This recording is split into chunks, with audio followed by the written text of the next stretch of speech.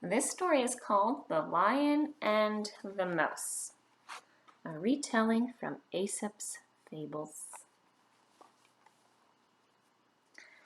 The lion was very hungry. As he padded through the tall grass, something rustled by his feet. He reached out a great paw. He reached out a great paw, and there was a squeak. He had caught a tiny mouse by the tail. "Oh, please let me go, dear lion," cried the tiny mouse.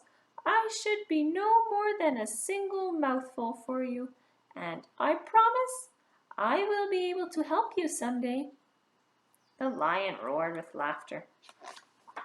He thought of a tiny mouse being able to help such a huge creature as himself, and it amused him so much he did let the mouse go. "He would not have made much of a meal anyway," smiled the lion. The mouse scuttled away, calling out to the lion, "I shall not forget my promise." Many days and nights later, the lion was padding through the grass again when he fell into a deep pit. A net was flung over him, and he lay there helpless, caught by some hunters. He twisted and turned, but he could not free himself. The hunters just laughed at his struggles and went off to fetch a cart to carry the great lion back to their village.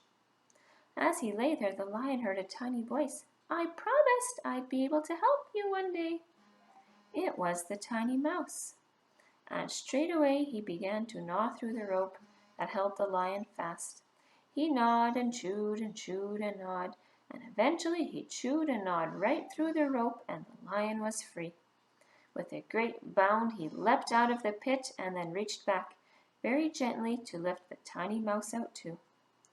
"I shall never forget you, mouse. Thank you for remembering your promise and saving me," purred the great lion. So the tiny mouse was able to help the great lion. And that's that story. We'll see you again next week with more stories.